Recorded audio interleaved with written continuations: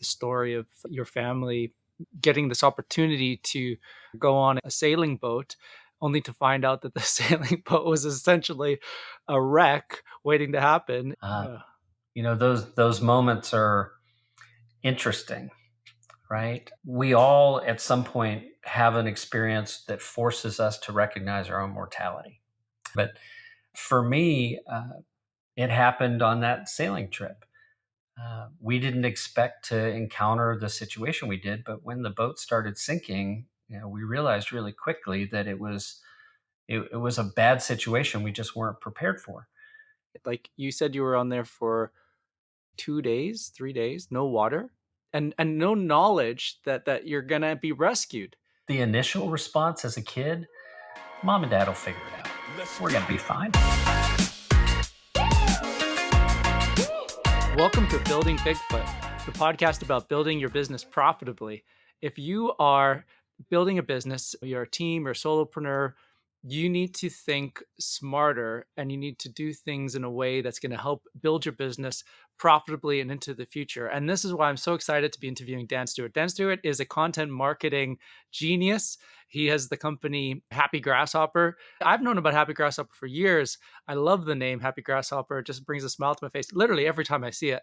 And I'm going to ask you about that in a bit too, how you came up with that. And yeah, so without further ado, welcome CEO of Happy Grasshopper. They're an Inc. 500, or yeah, you've won so many awards. You've got seen in tons of places. You've kind of been everywhere, and you're a speaker. You're really a leader in the industry, and you're in many industries too.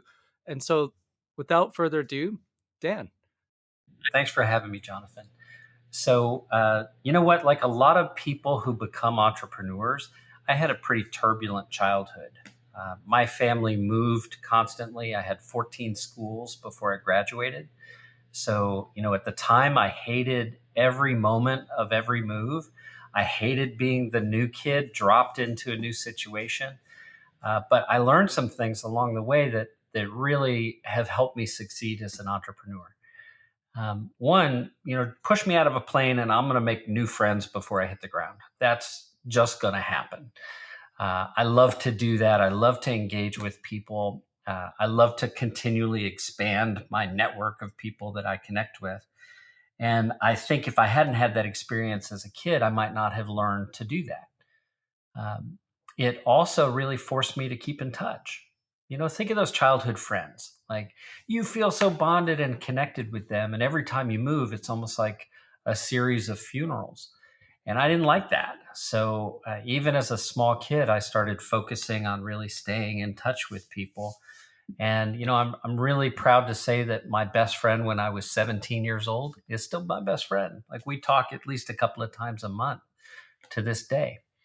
So that kind of fundamental background didn't really prepare me for any one particular career choice or industry choice, but it did prepare me to have the perspective that whatever it is we want to accomplish in life, it's generally easier to do it through relationships. And that's been a hallmark, really, of my success in multiple industries with multiple brands. It's really been about relationships. Wow. So you said you moved 17 times? No, 14 14 times before I times. graduated from high school. Well, Wow. Yeah, that's a lot of movement. And why was that? Was your parents, was it for careers or was it? it was a combination of just their personal issues, dysfunction.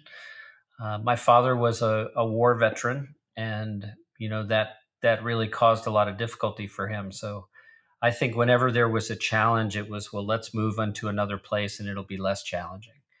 It was looking back. I have a lot of sympathy, right? Because none of us know the experiences we're going to have in life, and we get to choose how we react to them. And I think part of the way he was always trying to process the trauma that he experienced was by, well, it'll be better somewhere else, so let's just go to that other place. And of course, it wasn't right. The things we experience, we take with us from place to place. So it was just a kind of a repeating pattern. Yeah, that is wild. I wasn't gonna dive into this, but, you shared a story because you spoke at, the Street Text Virtual Summit, and, it was a very powerful talk, and you shared the story of, your family, uh, getting this opportunity to, go on a sailing boat, only to find out that the sailing boat was essentially a wreck waiting to happen. It was, like you said, the life jackets were moldy. The boat itself was in, a bit of a disrepair, and it needed some work just to get it before you could take it out there. Um, It's and amazing and how then vivid, like, those memories still are. Your camera might not see this, but I literally have goosebumps right now.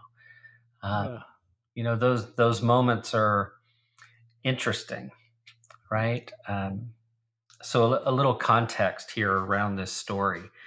Uh, we all, at some point, have an experience that forces us to recognize our own mortality.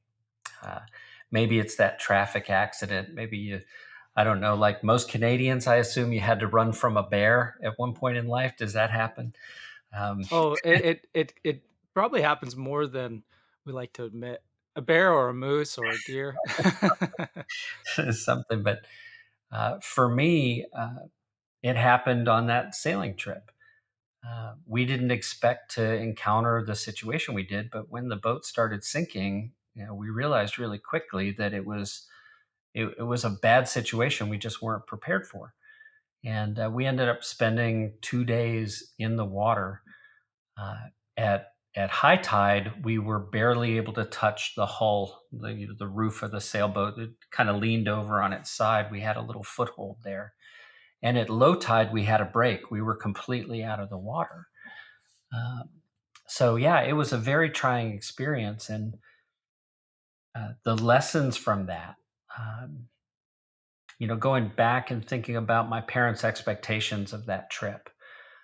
My dad's new boss inherited a sailboat. It needed to be moved from Isla Mirada up the coast of Florida. What a wonderful family vacation that could be. I'll volunteer, must have been what he thought. I'll impress my boss. We'll move the sailboat. It's going to be great. Uh, my father was a competent boater. He was not a competent sailor. And he sailed the boat, attempted to sail the boat over John Pennycamp Park, which is a barrier reef down in South Florida. It is extremely well marked, and he missed it because he's trying to figure out how to sail the boat properly. So a coral head knocked into the side of the boat, or more accurately, we knocked into it. And I was below decks when that happened, and I saw the hull of the sailboat kind of bulge inward, and then water just flooded in. So it was moments, just moments before the boat was completely submerged and was leaning over on its side. It did sink very quickly. It just didn't have very far to go. Right, we were pretty shallow water, which was fortunate, and we could easily see land. There was a stream of boats coming towards us constantly. They just couldn't see us waving. No one was looking for us where we happened to be.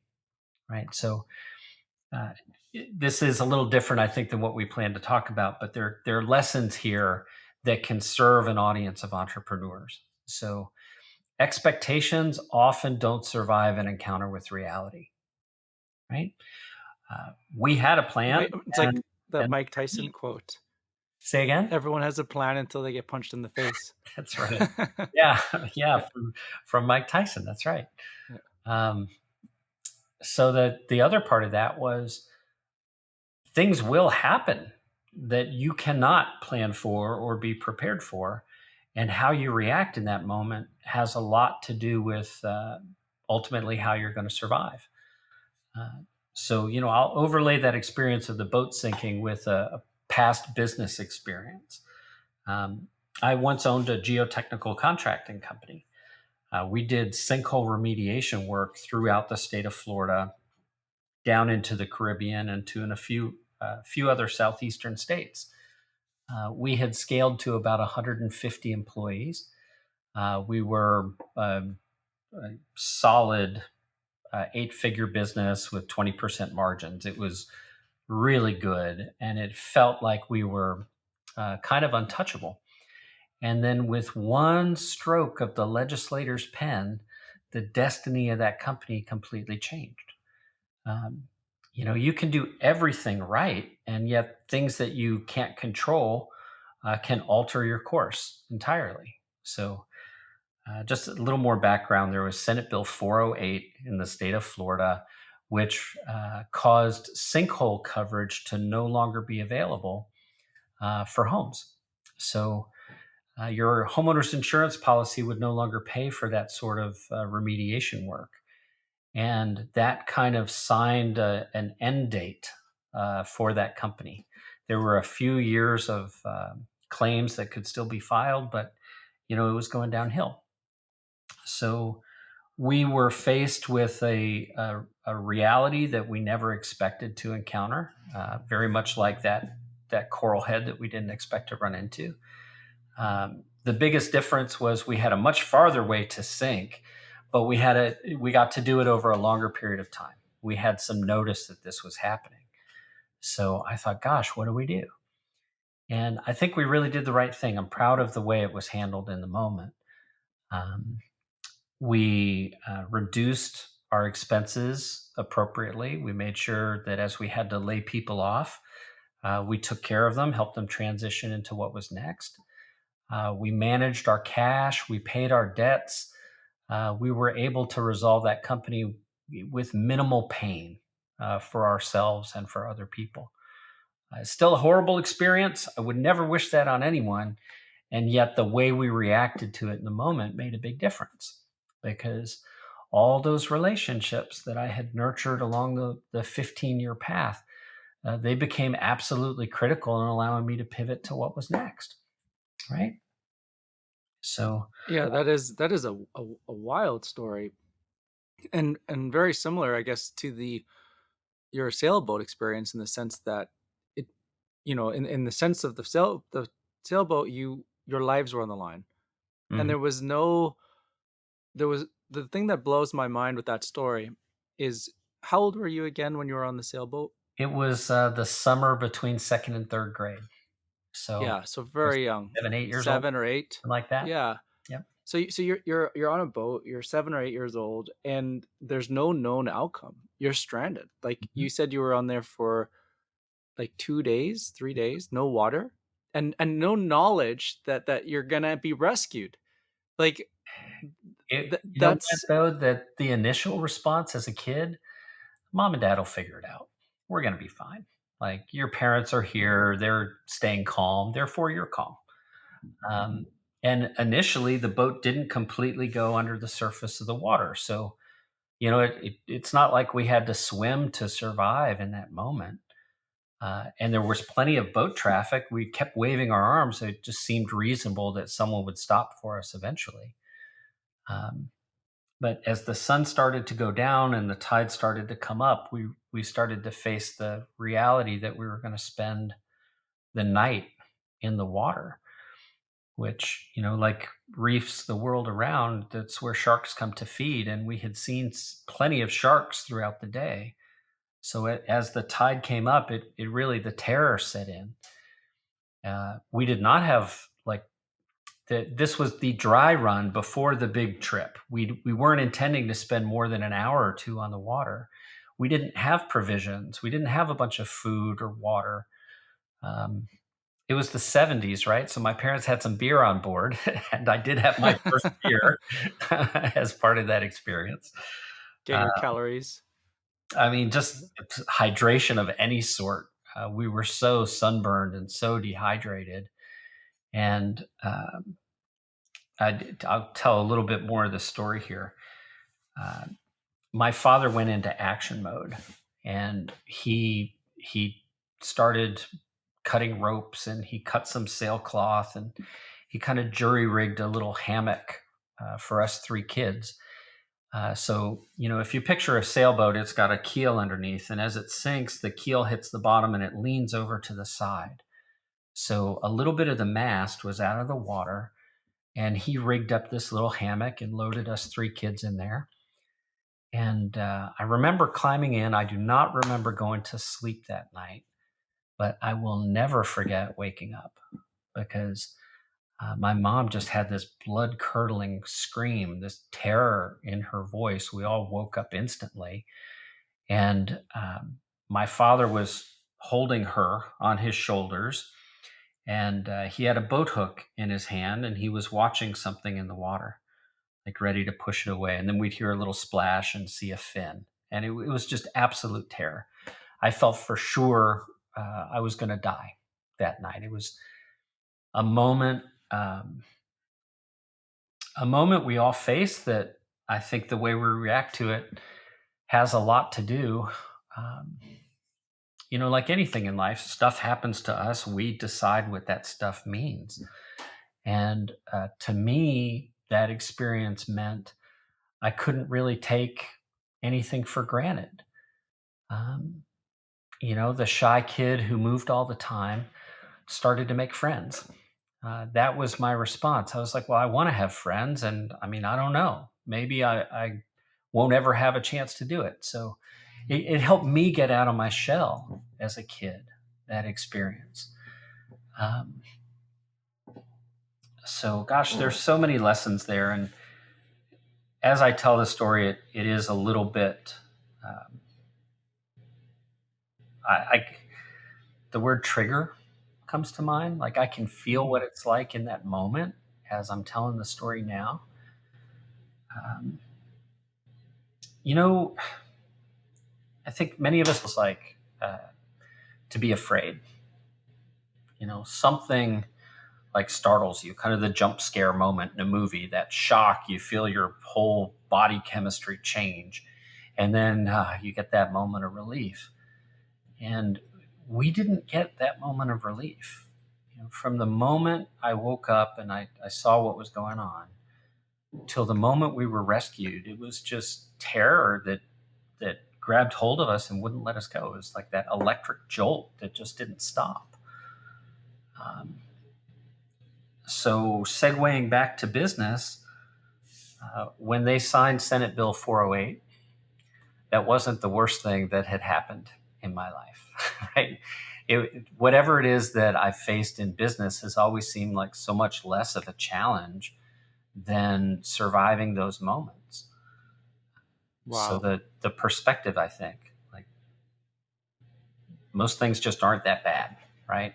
The worst day at the office is better than the best day thinking you're going to be eaten by a shark. Yeah. It's so true. I mean, um, perspective is such a powerful reality check. You know, sometimes we can get caught up into a certain perspective because we're so close to it. But then you step back or you hear a story like yours and helps a person step back and realize, oh, that little thing that I'm currently bothered by is so insignificant Yeah, compared to life, perspective compared to, yeah. perspective really is a gift, and that experience was certainly one. But sometimes your own experience isn't really that motivating. It's something you've long processed. So there are times when I feel stuck. Why aren't we making more progress? Like, what can I do? How can I speed things up? What can I do? How do I overcome this challenge or that challenge? And I try to think about all the millions and millions and millions of people that would have gladly changed their situation for the challenges I'm facing. You look at the war in Ukraine currently, you look at any war in history, and countless lives getting snuffed out way before their time. Famine, disease, warfare, horrible atrocities, genocides, the Holocaust. And I just think, wow, how privileged am I? How lucky am I to have these problems to face instead of those problems? Um, and that kind of gets me going, right? That's a global perspective I think most of us can adopt. I don't know how many Ukrainian listeners we have at the moment. Um, but yeah, I think perspective is a gift for sure. Yeah, absolutely. So, shifting gears a little bit, you know, so then how, what What was the journey to go from the company that ended to Happy Grasshopper? Well, the company that ended was kind of a cash cow. And, there may be some people listening who are at that cash cow phase. And one of the great gifts there is that you can choose to really explore different problems. One of the great risks is that everything looks like an opportunity that only you can solve, right? So a lot of entrepreneurs in the cash cow phase waste a lot of capital. And one of the projects that we had decided to work on at the geotech company was software. We needed software tools that didn't really exist. Going back to 2007, 2008, think of the SaaS landscape at that point in time, right? It wasn't nearly as robust as it is today. The app landscape barely existed. And we couldn't just go and say, okay, well, we'll customize Salesforce, right? We had to build our own stuff. So initially, the way it started was I hired a software engineer to take one project's information, create a single point of entry for all of that project information, and then to spray that info into every conceivable construction permit application and document that we might ever need to file for it. So we eliminated double entry. We eliminated that opportunity for error that could slow down the permit process. Um, and once we built it, it really helped us. I was proud of it, so I showed it to other contractor buddies, and they seemed to like it. And they asked if they could use it, and I was like, "Sure, no problem." And then I thought, "Well, wait a minute, this is maybe a separate company here. This could be a product." So we took that to market in 2007, and I was able to exit that company in early 2010. Um, we bolted on some CRM functionality. It turned into a white label software product for franchise companies. And our biggest customer didn't want us to sell to their biggest competitor. So they kind of made us an offer that made sense to get out. Right. So that, if you think about like just connecting the chains from whatever it is we're experiencing to whatever we choose to do next, that was the clear path. And I really like that experience of solving a problem that was real and present for us in a way that added value for other people. Now, how does this turn into Happy Grasshopper? Well, one of the experiences with that white label software for franchisors, they told us exactly the content they wanted in the system, and we just put that there. And then we recognized that their franchisees didn't really use it. It wasn't the content they felt they needed. So I had all these childhood needs to keep in touch. In building that geotechnical company, we'd often have a sales cycle that was more than 3 years.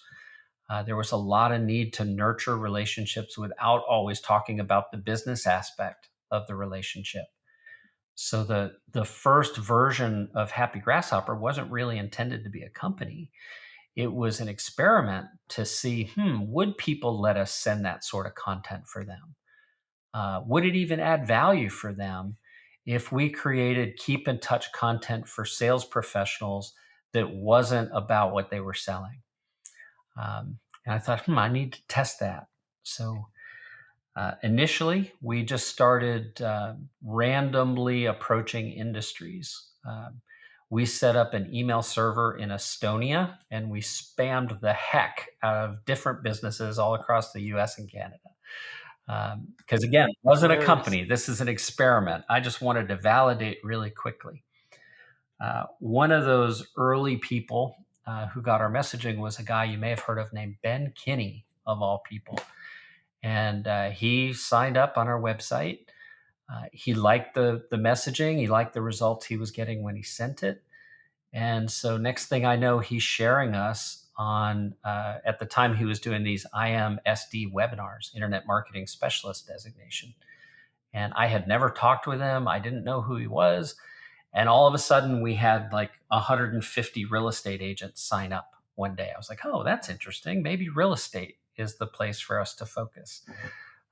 So, those early stages of a brand, I really believe you've got to validate quickly whether or not it makes sense to spend any more time focusing on that.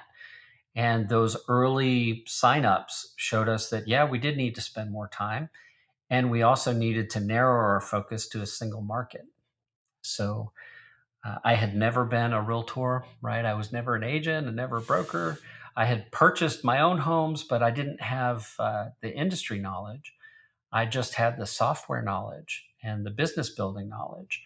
So early on, all we did was talk to everybody. I wanted to really understand what their needs were, what their challenges were, how else they were attempting to solve these problems, where we might be able to add more value for them. And over the years, that's caused us to expand from just one email a month that wasn't about real estate to, a full multi-channel, multi-touch, keep in touch service for recruitment, for lead conversion, and of course for past client and sphere nurturing. It's been a journey. It really has been over the past 13 years.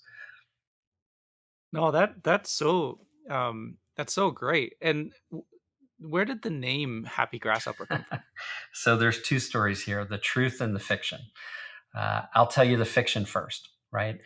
This was submitted by a user. We ran a contest our first year about how to explain where our name came from. And I love this submission. They said, "Hey, Dan, anybody who's ever worked in sales knows what it feels like to be treated like an insect. They just, oh, you're in sales. Ugh, they turn up their noses, right? Eek, a salesperson, run. Um, and yet, what do you do as a sales professional? You hop in and out of these really intense relationships. You're just constantly moving on and on. And yet, if you really want to be successful in sales, you need to build long term relationships. So, if you're going to be an insect, you need to be a happy grasshopper and stay in touch with everyone that you meet and build real, authentic relationships with them." I was like, oh, that's so much better than the truth, which is, which is, again, I wasn't starting a company. I just wanted to run an experiment. So I called my buddy Celeste. I talked it over with her, and she said, "Oh, I love the idea. Let's do this. Have you thought about what to call it?" And I said, "No, not yet." And she said, "Okay, I have a URL I've been wanting to use. It's Happy Grasshopper. What do you think?" I said, "Sounds awesome. Let's go with that." So it was a 10-second decision. You know, I've found in life sometimes those 10-second decisions are the right decisions. They feel so easy, you almost like second guess it later. But the reality is it was so easy because it was so right. And I think the name is perfect. Well, thank you. I It mean, the user description really does kind of fit. I will say that it does something that's an important technique everyone listening to this should use in their business. This is the formula for engagement. It works across all media. If you engage curiosity and leave it unresolved, people will engage with you, right? Create curiosity, leave it unresolved. So, the first trade show we ever exhibited at, people would walk by and they'd see Happy Grasshopper on the sign and they go, "What is that?" Like, it creates the curiosity they really wanted to know. And so, I used to be a proponent of naming things exactly what they are. Um, help people understand with your name what it is you do. That's what I used to really focus on. And now I think, Happy Grasshopper may be the best name I've ever created for any of the companies I've started. Um, and today as an investor and an advisor, I think about that as well. Um, so, Jonathan, we haven't had this chat, but I'm currently connected to 6 companies. Many of them are in the prop tech space. So, that's all up at danstewartcompanies.com. If you're ever curious, you can just take a peek. But some of those brands you may know, some of them you may have never heard of.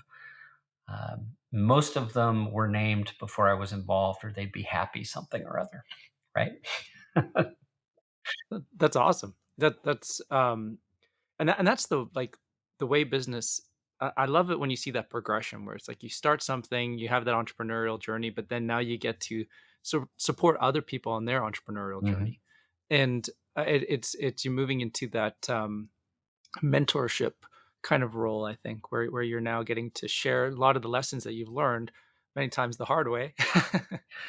Yeah. And but it really can accelerate other people. I often I have this perspective where I look around and I realize that everything, that because I feel life is such a blessing. And I feel like everything that I get to participate in is really on the backs of giants, and these are the forefathers, the people, or foremothers, you know what I mean, people Yeah. who've gone forward in life, and they've taken a risk, and they chose the path that maybe wasn't easy, but it endured, and as a result, there's so many things that it's so easy to take for granted, like little things, like the fact that we have roadworks, the fact that somebody figured out the infrastructure to maintain that, the fact that we have, uh, a bridge that was built 50, 100 years ago and it's still standing, and somebody took the time to engineer the rebar well and engineer, it's just like the little We are stuff. standing, every Um, one of us, we're standing on the shoulders of countless generations that came before us. And I know for certain I would not have the life I have if it weren't for a bunch of people who connected with me and supported me along the way. In fact, I'm going to recognize one of those people right now. Okay. Going to the early days of that geotechnical contracting company, we rented some space in a construction yard to park our trucks, and there was a monthly bill that had to be paid on time, or Kenny Faircloth, who owned the lot, would come and kind of rattle your cage a little bit. And one month we were late. We didn't pay on time. And he came up to me, red faced. He's pumping his fist. He's really agitated. He says, Dan, you can't let your problems become my problems. And I thought, wow, I mean, that is such a little beautiful moment there, right? So I came home and I talked to my wife about it. And I can't tell you how many times as a parent, how many times as an employer, I've much more politely delivered that same lesson that he delivered to me, right? We can't let our wow. problems become other people's problems. So these and moments and are not just hidden yeah, behind wow. like all these coaching programs. They're available for you everywhere if you're just open to them. That is so profound. There's so much wisdom in that, and vice, like it works both ways, right? Like you can't let someone else's problem become your problem. Yeah, And thank you. we're accountable for our boundaries, and we're accountable for our, like, literally. And when we do this, like, when we operate in that way, suddenly we're like, um we're freeing up the energy that we already Mm. have inside of us, but we're freeing up to be used towards something that can progress us forward. And I think it's such a profound statement. That hit me. That was great. Good old Kenny Faircloth, right? And I'm quite Yeah. certain he has no idea what impact that made. Like a lot of us have these little micro moments that, unless we share them, they expire with us, right? And as many years as I've been quoting Kenny, uh, you put a twist on it that I think is, I'm smacking my head going, yes, why haven't I thought of that? Right? It's a perfect example of what we're talking about, how none of us really get here alone. um, just that brief little exchange we just had is a microcosm of why relationships matter so much in business, right? Once there's a baseline trust, an affinity, a rapport that's established, we never know how it's going to multiply and turn into wonderful things. So thank you for just plussing that, like you did. I really appreciate it. Well, I heard something really profound recently, and it was basically this literally what you just talked about, which is on the relationship side. And he was saying, sometimes we feel like the little things are insignificant, but just to see how significant they really are, the average person knows about 1,000 people. Dan, you might know way more than that, but like the average person knows about 1,000 people. Well, if each person knows about 1,000 people, that means we're one person away from 1,000,000 people. And then that 1,000,000 people knows 1,000 people. So we're two people away from 1,000,000,000 people. And you think about the magnitude of that, it's pretty profound. And we get to, within our personal lives, we get to learn and, um, you know, we meet these crazy individuals who impart these pieces of wisdom, or we go through a crazy experience and we learn a nugget of truth that we then get to walk in. And that the way we walk, sometimes it's not even through words, but that experience ripples because that next individual you encounter might pick it up, and then they start to live it, and then, oh, guess what, there's another 1,000 people who are going to be impacted by that. And and it just shows just how profound it can be. We live in such an amazing time, Jonathan. We really do. Anyone who's been alive here over the past 50 years or so has seen more change than any other generation in the history of humanity. Oh yeah. It's an amazing, awe-inspiring thing just to step back and be aware that we carry these supercomputers around with us and we can connect with anyone on the planet so easily. It's an absurd advancement in such a short amount of time. And if you think about how society changes in response to methods of communication, go back to Gutenberg's Bible and the printing press, right? And the changes that had on society and the impacts of mass media, print, radio, broadcast television, cable television, 24-hour news cycle. It's an astounding time to see how behavior has changed at a societal level in response to a technological improvement.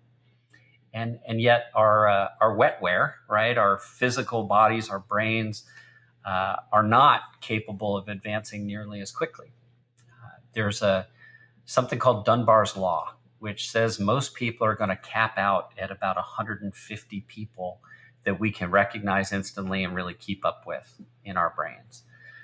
So you take those 1,000 people that you just mentioned. Imagine yourself walking around your favorite grocery store with those 1,000 people.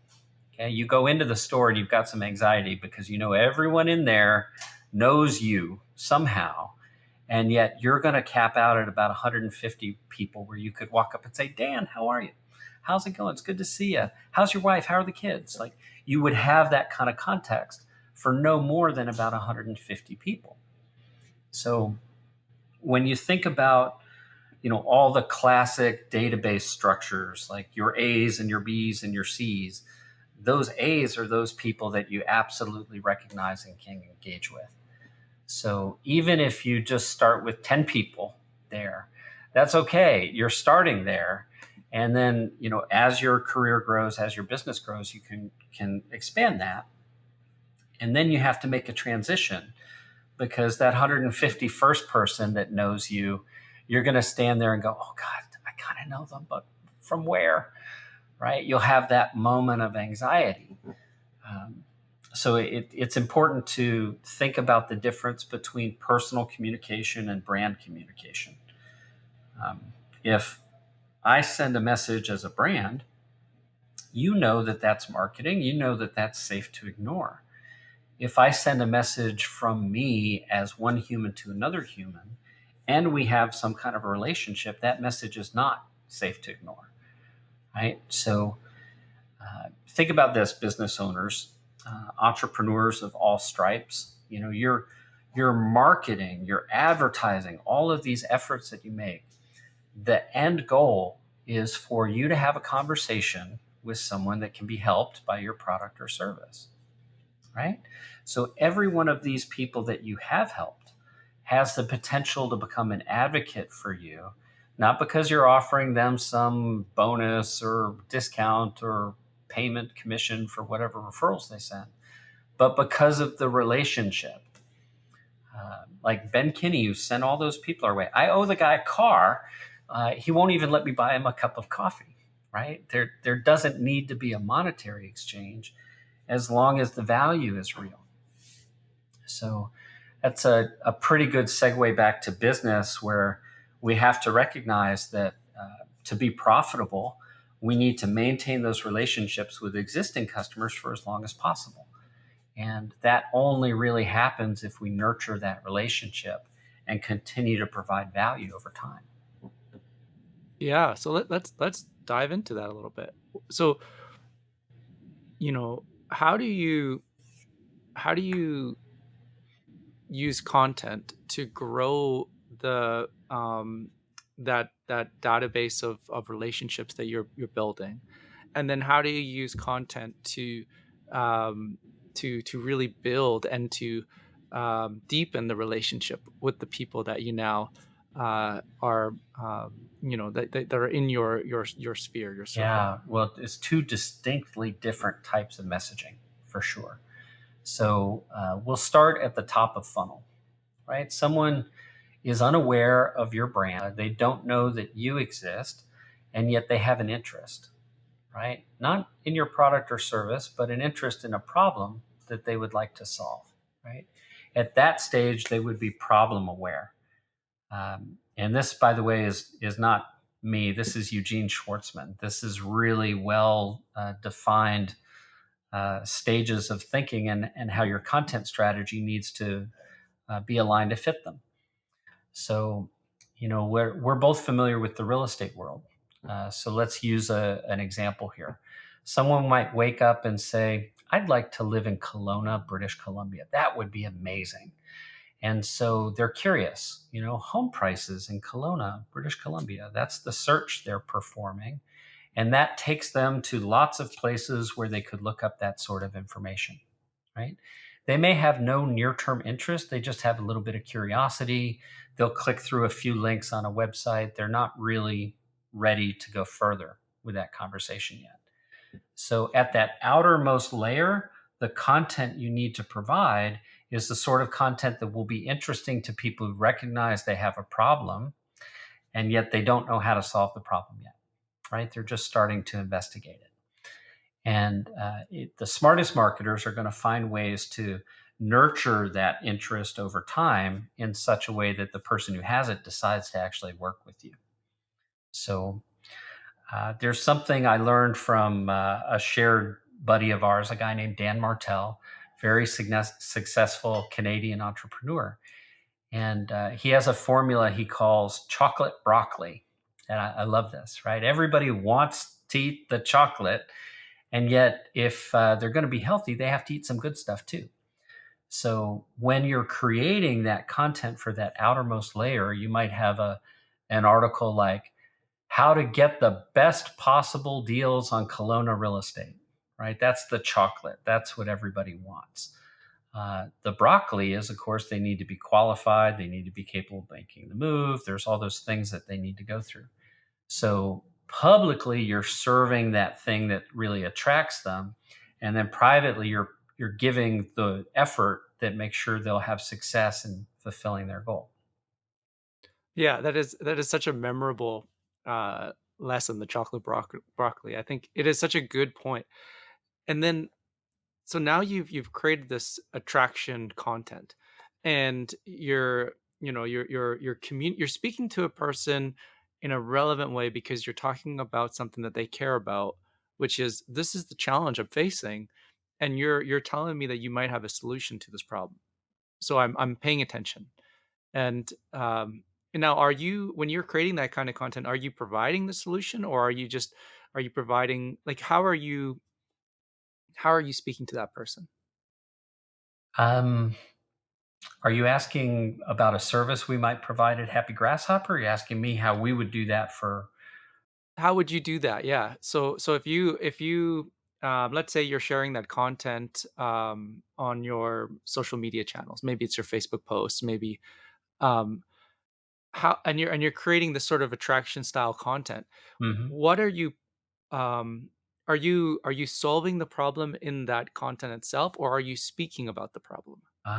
Yeah, I would say that that formula I shared earlier, where you create engagement by raising their curiosity and leaving it unresolved, is a tactic that works successfully at these stages. For example, there are a lot of real estate professionals who will share every little fact about what's happening in the market, just as part of their monthly routine of content they push out into the world. And they're actually robbing themselves of conversations that could be really valuable to them. So, if you were in my real estate world of potential prospects, Jonathan, instead of sending that full market disclosure of what's happening in Kelowna, I might send a message that says, "Hey, Jonathan, I'd love to connect with you this week. I've just reviewed the stats in Kelowna real estate, and I see a few things here you need to know about. When can we connect? All my best, Dan." Right? That feels much more human. And then I get to actually have the conversation. And with It feels caring. Mhm. It feels like the way you communicated that, you're like, you are helping me. Like you really care about my situation, that you even thought about me, or that you thought to think through this problem to the point that you've got some, you know, some data that you would like to share with me that's going to help me. It feels very caring. Yeah. That was great. So there's some art here because if you spend so much time trying to make it feel caring for each person's specific situation, you can't go fast, right? Hmm. uh, Yeah, you got to leverage, you got to so that scale. felt caring, and yet it didn't really include any specifics about your situation, did it? Right? That was left out. Your brain is going to fill in those blanks as the reader of that message. Now, when you call, and we actually have the call, it would sure be helpful if I knew the whole situation, right? So I'll paint a hypothetical here. Jonathan's been my client for 5 years. He purchased a starter home, and I know he's looking to step up when this and that and the other thing happen, right? So I have some context of the relationship, and now I can relate how the market stats would impact his journey towards achieving that specific goal, right? That's a different level of conversation. And of course, being able And to, it shows the power of notes. yeah, definitely Yeah. the power of notes. And, just ask yourself, if I had that conversation with Jonathan in the years between transactions, do you think he's much more likely to refer me to people? "Oh, you've got to work with Dan. Are you kidding? He's great. He reaches out every now and then. He knows what my long-term goals are." I do it in a way that makes sure you don't feel like you're being sold. For example, I didn't send a message that says, like, "Did you know the highest value you can express is sending me a trusted referral?" Right? I'm not approaching you with my hand out to have you put something in it. I'm reaching out with my hand out to give you a lift up. It's one of my core beliefs is that everybody needs help. They may not need it right when you offer it, but uh, if you had 1,000 people in your database and you asked every one of those people to engage with you, you probably couldn't handle all those conversations at one time anyway. So it's a good thing that they're going to decide when the time is right and actually engage with you when you send that message, right? You might get it and Yeah. say, "You know what, Dan, I don't have any interest in doing anything right now." So you're moving on. That's it. You don't even reply. There's still value that I sent that message. I'm now more top of mind for you than I would be if I didn't send it. It's now more likely that when someone approaches you and says, "Hey, do you know an agent I should talk to?" Or, "Hey, I'm thinking about moving to Kelowna," you might refer me. Does that all make sense? I mean, there's so many layers here. That makes so much sense. So now, so there's a couple things you said, which if you, that's worth just repeating. You know, creating curiosity. You're providing information in a way that's communicating about the problem, but you're leaving the solution open ended, so that the person is saying, okay, this is worth the conversation. I wanna follow through with this because this is really interesting to me. I need to know more about this. Number two, when you are following up with that person and you know, it's about them, and it's about um, first posturing yourself and choosing mentally to say, okay, how can I help this person? And maybe they don't need help right now, but that's actually okay, because they're going to need help in the future. I'm developing this relationship so that they trust me, so that when they do need help, they know that I'm a person they can reach out to. And then number three, which is how what a great perspective is, that if you have 1,000 people that are in your database, imagine if 1,000 people needed your help right now. It'd be overwhelming. The wheels would fall off. It would be, the vehicle is not designed to carry 1,000 people. it would literally stop it from moving. But you could maybe fit 3 people in there. And so, so if you have 3 conversations that are coming to you directly saying, "Hey, this is something that I would use help with," then that's pretty powerful. That's a, that, is a 3 people you can serve right now. So what content are you then providing in an on or not um yeah, what would be the framework that you use when you're creating content over in a more of a nurturing position? So you've done the attraction and you're like, okay, I'm creating curiosity. Now I'm building this content for um establishing you know more of a relationship.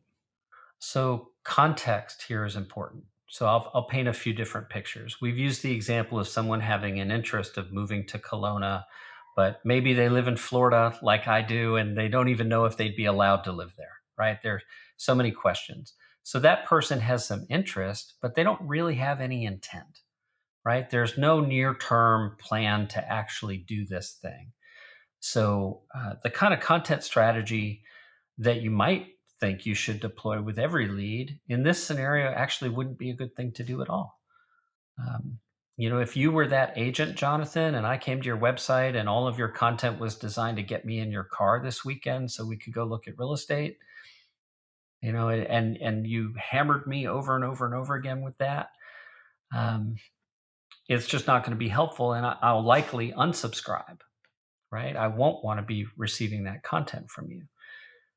So consider intent conversely with someone who goes to a portal and searches for a home, right? Whether it's Zillow or Realtor.com or whatever it might be. They're putting in a price range, a location, they're looking at multiple properties. They are more likely to have intent. And yet the data at scale says that last year there were about 150 million digital leads for real estate for around 5 million transactions. Most leads register around 18 months before they're willing to speak to an agent about real estate.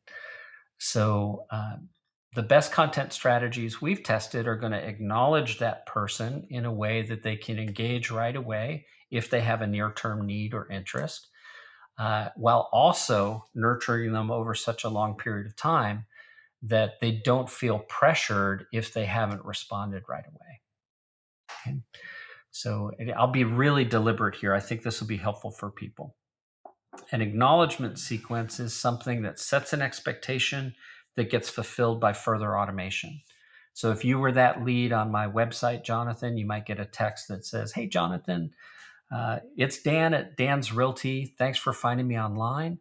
I'm wrapping a meeting now and I'll call you in about 20 minutes. If it's urgent, please text and I'll step out." Right? If you get that as a text message, it doesn't feel like an autoresponder from a website. It feels like a real human being's involved.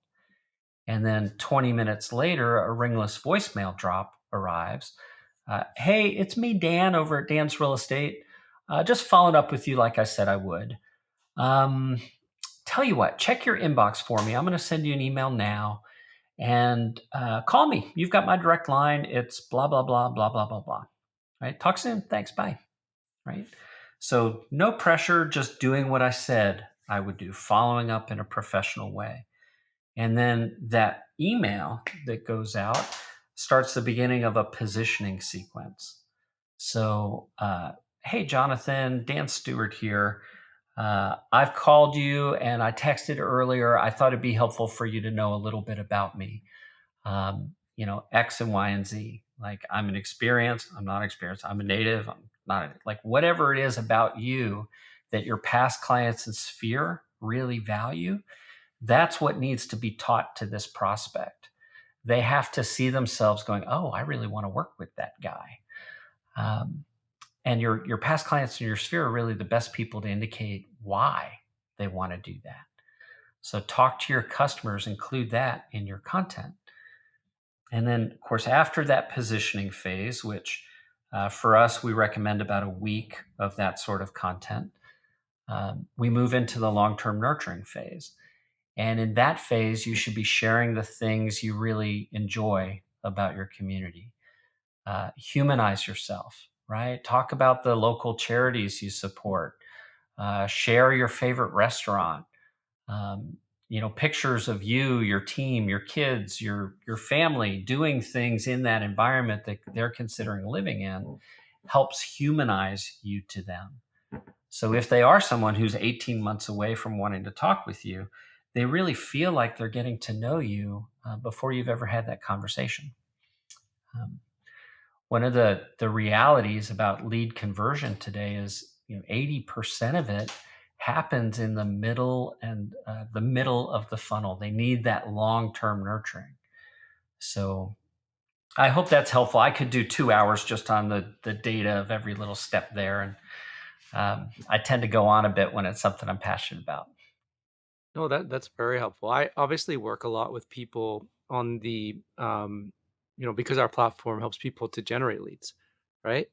The the agents that we work with that really are successful are the ones that implement systems in the nurturing side, and they see it as building a business. So they see it as this long term solution, and I don't know if they use the exact words that you were describing there of seeing it as 1,000 people, but it's okay if not everyone needs to use my business today because that would actually overwhelm.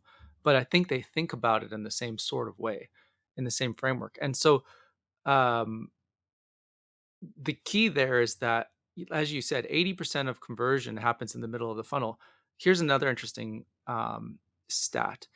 If you look at, if you act like, so if you generate leads in 1 year on Facebook, on average, if you were to take those leads and pump them in an MLS and just see how many of those people actually bought or sold that year, the percentage is really staggeringly high.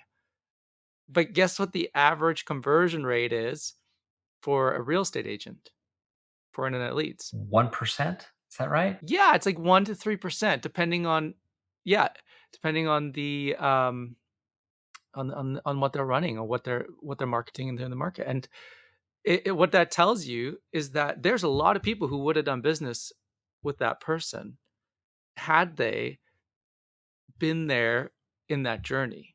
So, um, so when you're building out this long term content marketing solution, uh, when like what's the right way to check in and see if they're ready yet, like if they're raising their hand?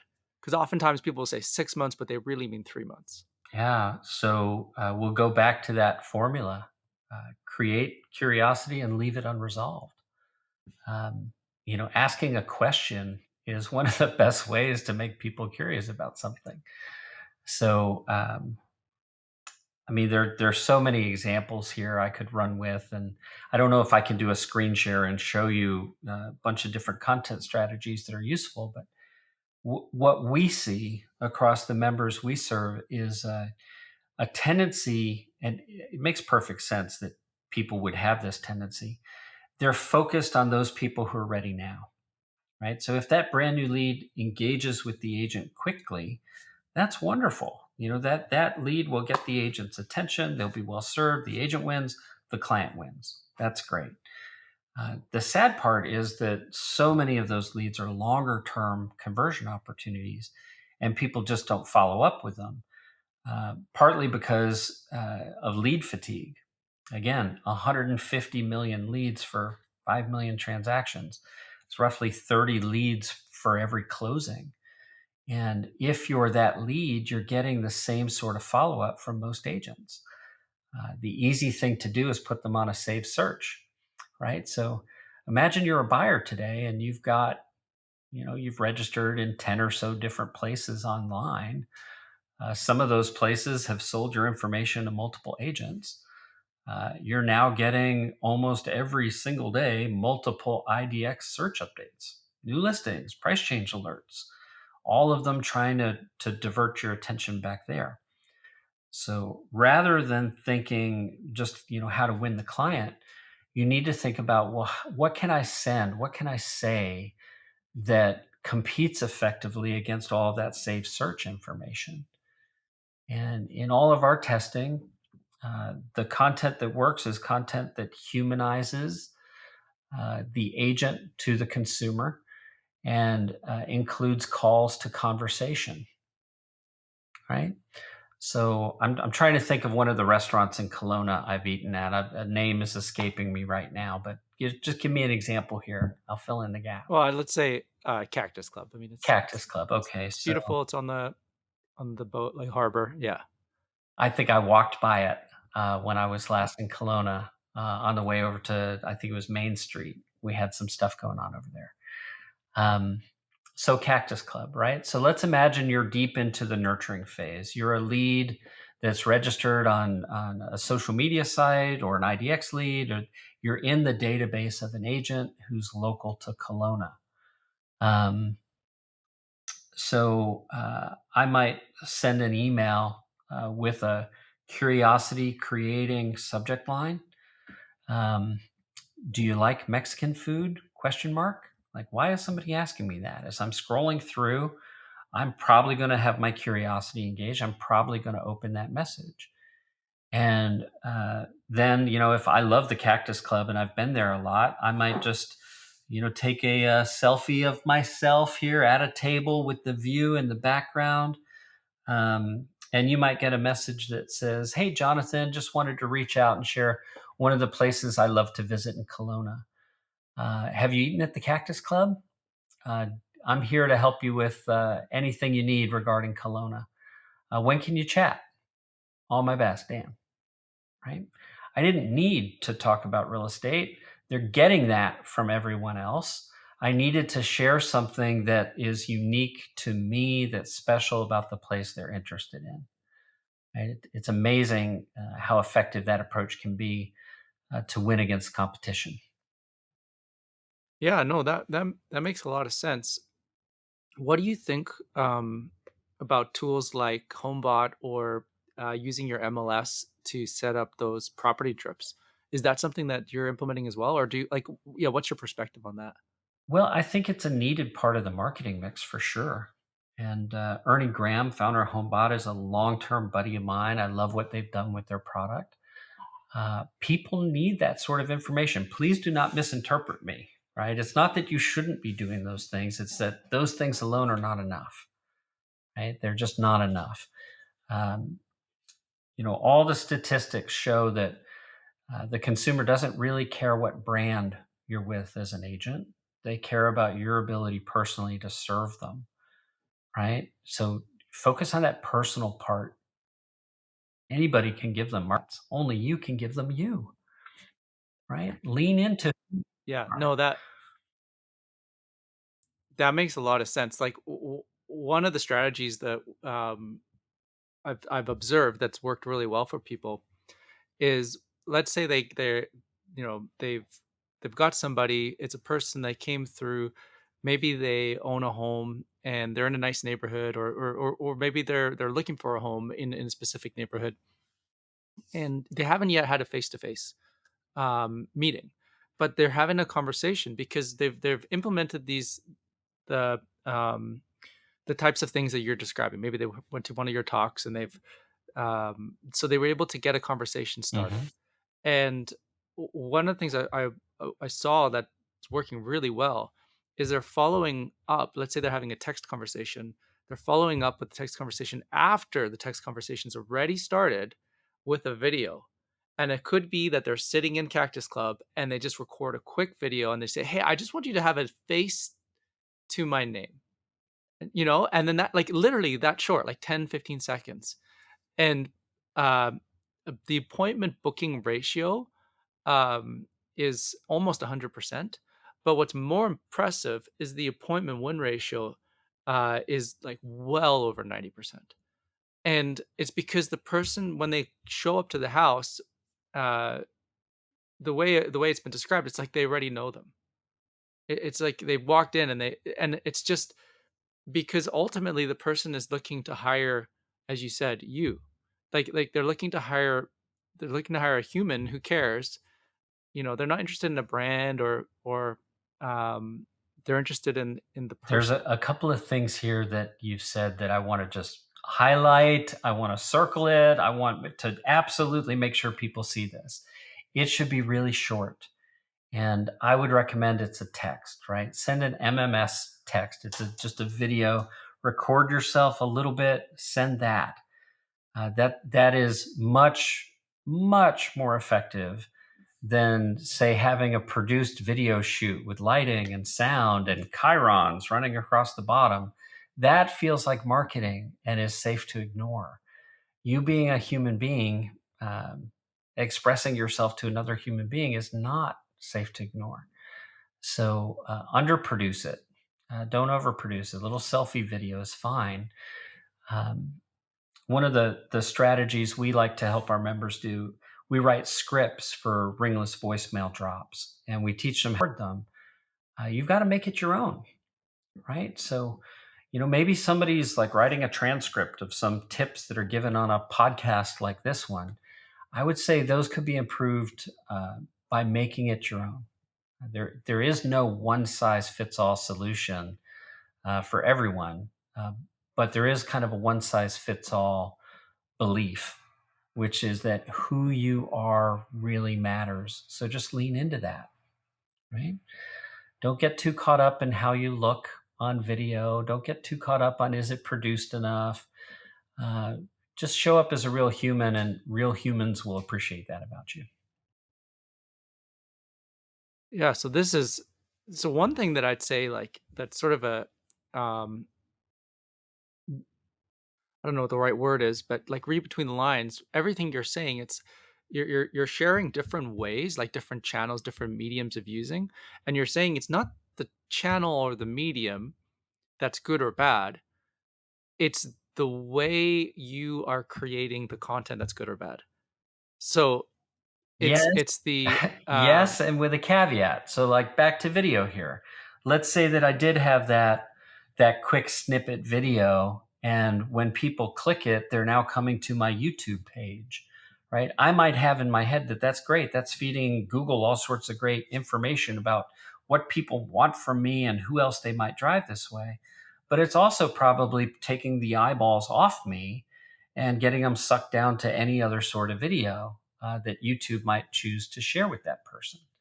So, it's not just as simple as saying video is great, you should use it.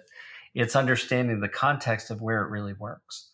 So, back to that outermost layer where you're attracting people, it would be wonderful if you had a video presentation people could watch that doesn't feel personal, because it's not at that point. It's not about you, it's about their interest, right? But deeper in the funnel, once they've recognized that they have a problem, they've identified that you're someone who may be able to solve it, then it's really appropriate to get personal.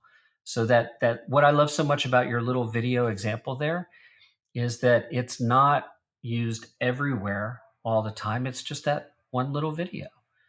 A lot of people search for real estate while they're at work, right? They can't play the video in the office, right? They can't let the people in the cubicle next to them know that they're watching a video about real estate, right?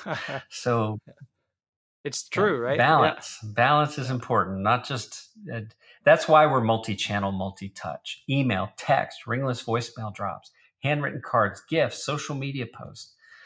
There is no just one answer here. You have to be multi-channel, multi-touch today. Yes. So different channels for where you're hosting your content and creating it, but you're being strategic with the journey that you're bringing that person along, so that you can ensure that, if you send them a video or if you send them content, that they're clicking on the link that's taking them down the journey of getting to know you, and not accidentally getting sidetracked down a different journey, and then losing them along the way. And then part of that, which I was thinking about, which I thought was interesting, is that you were saying, like, it doesn't, like, you'll coach them on scripts for voicemail drops, or you'll teach them how to do, the video or the email or the, you provide a whole host of content marketing um, solutions within Happy Grasshopper, and so you're not biased to any which one, it seems, but you're saying, let's use the method in the way that makes sense for the context of that relationship. That's sort of like what I was We're picking very up there. much biased to what produces the results. That the Yes. time we live in, it's easier than it's ever been in the history of the earth to send a message. And as a result, we all get way more messages every day than we can pay attention to. The quality of the message today makes all the difference. So, let's go a little further down this road, right? We talk about that outer layer. Let's imagine that you've produced a great blog post, a great video content. You've got something that is gaining traction. Lots of people are viewing this content, and they're doing it in a way that you can now capture their information. Maybe it's a form on a website. Maybe you're pixeling them for retargeting. Um, Whatever that minutia is, the point is that you've got more people consuming it than you can actually serve, right? Maybe you're getting leads that just aren't appropriate for you. You can't handle it. Um, so you could maybe refer those leads to someone else, but you could also really hyper specialize. So, I've visited Kelowna once in my life. I won't pretend to be an expert in Kelowna, but I had a wonderful hike up Knox Mountain. I saw all the sailboats in the harbor. It looks like the kind of place where there's lots of diverse interests, right? Maybe there's a great golf course. I don't know. I didn't get to see one, but there are wineries. There's all kinds of wonderful things to do in Kelowna. Well, I happen to be a sailor, right? That's something that I love to do despite my early childhood experience of sailing. So I could credibly talk about that. The kind of sailboats that would be great to have in Kelowna, how deep the lake is, what draft sailboats are appropriate. There's all sorts of interesting little niche details there that there's an audience that wants information about. Uh, I live on a small horse farm just outside Tampa, Florida. Um, we understand things about horses that a general person would not. So if I wanted to have an equestrian focused real estate practice, I have the background knowledge to do that. So, whatever it is in your personal life, wherever your interests lie, it's likely that they're shared by a large enough audience of other people where you could build some affinity with them and you can stand out as being credible to them. Um, for example, the effort that we're engaged with right now here in real time, recording a podcast for an audience of people who own businesses and want to understand how to grow those businesses and be more profitable. Jonathan and I have experience with this sort of thing. If you're finding this content online, you have an interest in that sort of thing. The reason this effort exists is because both Jonathan and I would like to identify people that we may be able to serve in a higher capacity, right? It's just that simple. So where we could talk about anything and everything, we're choosing to focus on the things where we are certain we can add value to people. So I hope that helps kind of bring it Yeah, it's full all about circle there, right? It's all connected. yeah, I love it. It is all connected, and it is all about adding value. And I feel like people have got gifts and skills and talents and passions and interests, and they've also got dreams. And there's something beautiful when those things all collide. And it collides in a way where it gets to serve people, it gets to serve others. Like, humanity is better off when you have a person who's really great at something, they love doing it, and they're doing it for others. Like, that is, I just feel like that's just such a beautiful, beautiful thing. Um, Another question I have with Happy Grasshopper, I see you're serving 40 plus industries. Um, I'm just curious because, I mean, as we talk about building business, we talk about some of the challenges. How did you at what point did you look at that and say, "Okay, I've got my niche. I know that I'm, Ben Kinney. I've got my agents coming in." At what point did you start to expand out, and how did that happen? Um, the most common way, and for total clarity here, from a marketing grow happy grasshopper perspective, we really only focus on real estate. And yet, Just like if you're a realtor, everyone you know has to live somewhere, right? And everyone they know has to live somewhere. Well, everyone we serve knows someone who needs a service that kind of does what we do. So we have a whole lot of people who maybe they're listening in on a consult, and like Lee Henry, for example, he's a great example of ours. He owns a conglomerate of companies under the Golden Shield brand, and his wife is a real estate agent. So she was in the midst of a consult with us, and he was hearing in the background, and he just kind of walked over and asked if we could maybe help him too, right? So that's the most common way that we've expanded into these other verticals. And as a serial entrepreneur, I can say with confidence and certainty that what we do will work in any industry where relationships are important. And I don't know of an industry where relationships aren't important. So Yeah, it's funny, I was thinking about that key thing this morning even. Um, when I first started, um, you know, a long time ago now, I think I knew relationships were important from a personal standpoint. I've always been very relational as an individual, but in business, I would look at people and say, well, it doesn't seem like relationships are always that important. Like, um, look at the rise of, later, like Mark Zuckerberg. I don't know if it was because of relationships. Look at the rise of some of these other individuals. And over the years, I've completely flipped. And this just, I think it's a maturing and realizing, no, relationships are the most important.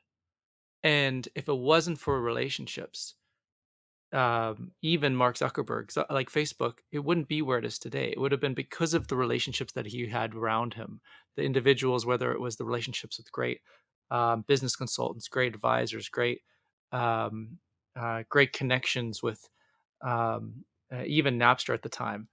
It's through relationships that businesses end up thriving.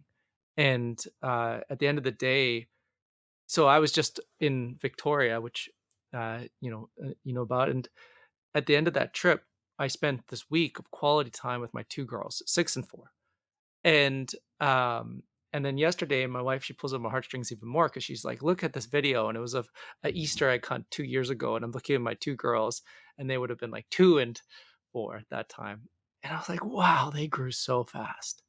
It's like I don't want to miss that. I don't wanna I don't wanna miss this journey that they're having, and, I know your daughter just competed in the national gymnastics for the US of A, which is amazing, and, it's like you wanna be there for those things because it's building a business is a lot of fun. Serving clients with your strengths is, I think, one of the greatest things we can do as far as, like, purpose and alignment, but then being there for, like, relationships and families and the relationships that we get to build in the industry along the way, that's, like that's the I feel like that's the meaning. That's I the think there's a that's really the beauty in simple it. question that helps us focus on that. What is the purpose of prosperity? What is it for? That's a question each of us gets to answer. We'll have our own answers for that.